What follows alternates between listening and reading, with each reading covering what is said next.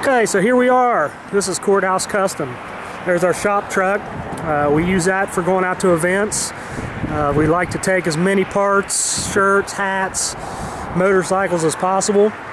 It's actually got a sleeper built in that we did all the work ourselves, so that when we go to events we can be on the cheap, not have to get a hotel room. Here's our lot. Sign. We are on the main drag of town. You know, this is the most busy route in Washington Courthouse. Here's the front of our shop. We try to display all of our services on windows, so anybody passing by that doesn't really know about us has a pretty good idea of our business. Onto the showroom area. We got Juki #1 back here trying to help a customer. I think I hear Jason in here doing some engraving. What's happening, Juki #1? What are you doing? Just taking these orders, boss. You keep up the good work, homeboy. So in here, this is a little side corner room where Jason does all of his engraving work. What do you got going on right now? Just working on an engraving for a customer. It's for another shop, Joker Cycle Works out of Indiana. Some scroll work's going to be on their upcoming Easy Rider show bike for the year. So where did you learn all your engraving skills? About 4 years ago I took a course from C.J. Allen. He's a world famous motorcycle engraver, did all of Indian Larry's engravings, puts on a class and teaches you the basics, get you going. Been working on it for four plus years now, honing my skills a little bit, and I'm getting there. Take a look at some of the work here. Added touch that a lot of other shops don't do in-house or have to send out to do something. Yeah, we typically, Jason engraves something on pretty much every bike we've built for the last 4 years has had either one piece or has been completely engraved. You know, motor side cases, all kinds of stuff. So, okay, get back to work. Will do. This is our showroom area. We do have tons of new and used motorcycle parts. This side of the showroom is dedicated to all new. We do have on the walls a lot of our plaques and trophies. These are all Easy Rider bike show trophies from the Columbus show, which we put bikes in every year for at least the last since 2007. I apologize for the windows in the background. They're quite large. There's not much I can do about the lighting. This is a pretty good view. I mean, this shows you how much area we have. Here's some cornhole boards we're raffling off. We do a lot of charity work. We donate to every single person that comes in with a poker run flyer. We try to donate our time. We actually have a shop party every year that we partner with a local charity, and a lot of proceeds go to that. We always try to give back to the community because the community is what keeps us in business. On this wall here, we like to display stuff we've had in magazines: Ironworks, Cycle Source, Horse Magazine, Horse Magazine,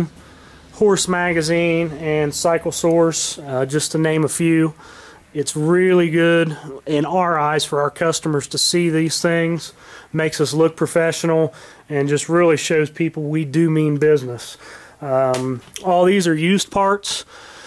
We sell a lot of used parts. Guys come in and sort through stuff just like they would at a swap meet.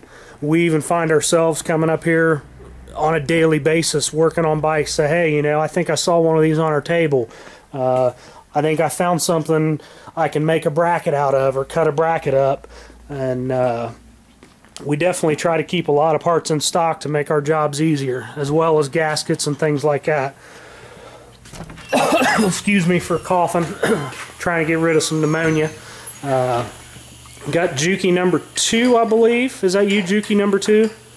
Well, that's me, boss. Juki #2 here is working on a customer's motorcycle. Doing some things, had some major engine issues. Over here we've got eBay parts. I apologize again for the window in the background.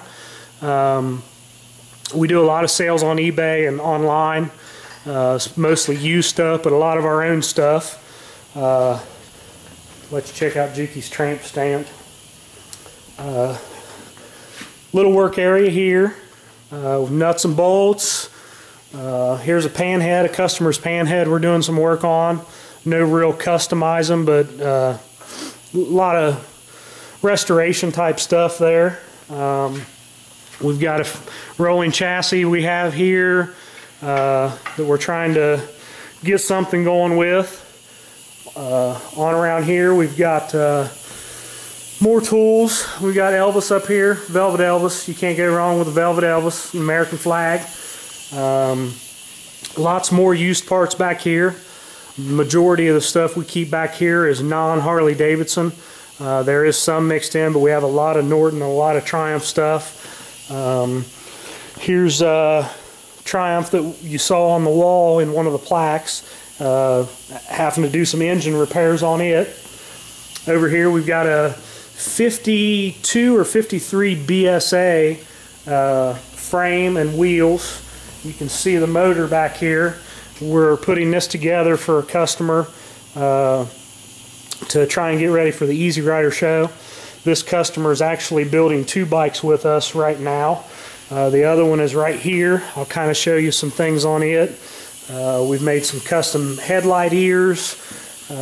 These are our custom bars.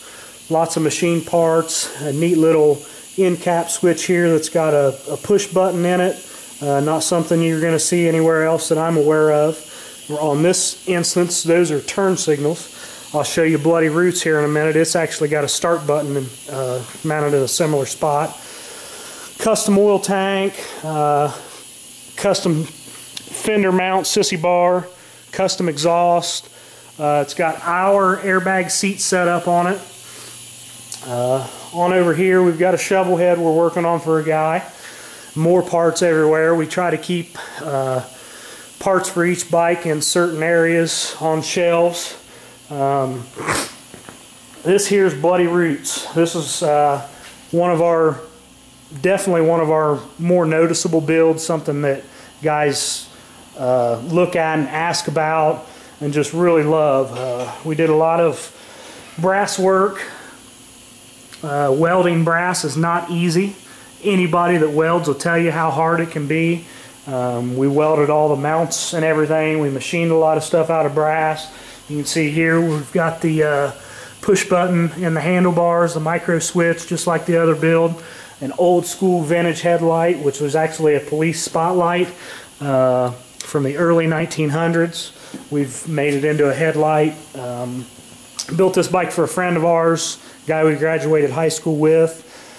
He's 3rd generation military and 2nd generation mailman locally, so it really was an honor for us to build this. Anybody that knows anything about the military, you can see that's a paratrooper with his saying on there that he wanted in Latin. I believe it translates in to do all things well. This was the second portion of the shop. Our building's broke into 3 pieces. Going back here to the 3rd, we've got Juki number 2, or is that number 2 or number 3? I don't know. Let's see. That is Juki number 3. How you doing, boss? Pretty good. Thanks for your hard work here, Juki number 3. I'll have your beer ready for you here in just a little bit. That's what I like to hear. So we've got a welding area. We've got plasma cutters. Nothing real fancy. We've got a MIG, a TIG, and a plasma. Torches, tubing bender, tire machine, because yes, we do regular service work. We build and powder coat our own wheels, so it's nice to be able to mount tires. Got a frame jig here. Nothing really in it at the moment. I've also got a rigid shovel head frame here. We're doing some work for a guy. This is not a complete build. All we're doing is spacing the rear wheel, mounting the fender, doing some things, and the guy's going to take it and do a lot of the work himself. On around here, got our air compressor. In this area, we do a lot of our powder coat prep. You can see some things that we're getting ready to spray today, actually, after we get done with this. Back here is our powder coating room. We have a full-size oven. which we can bake frames in. We do all our own powder coating in-house. There's our spray booth. It kind of gives us a little bit of an edge. We can contemplate different collar schemes for bikes while we're building them, knowing we can coat them in-house. We can work at our own pace. We can knock things out as quickly as we need to. A little bit of grinding area, belt sander and a grinder. We also do our own polishing. It's not a fun job. It's very dirty and it sucks. Typically try to do that at the end of the day because you go home looking like you've been mining coal all day. Sandblast cabinet. We've also got a sandblast room which we built that's large enough to fit some car parts in, any motorcycle frame or anything. On over here, this is where a lot of the magic happens. This is the fabrication area. We've got a old school belt sander, an old mill, manual mill with a digital readout, no CNC stuff. We try to do everything by hand. I know some guys' definition of by hand would be using a drill and a vise, but you know, you're a lot more capable of building cool shit when you have nice tools. This here is probably the first piece of equipment that we ever purchased, at least major equipment. That's an old 1940s, 1950s South Bend lathe. It's very large. It's not really, it's almost too big for what we do, but we like it so much, we've never even thought about getting rid of it and downsizing. That's pretty much it. We really appreciate this. Was glad to show you around the shop, and that's about all. Courthouse Custom signing off.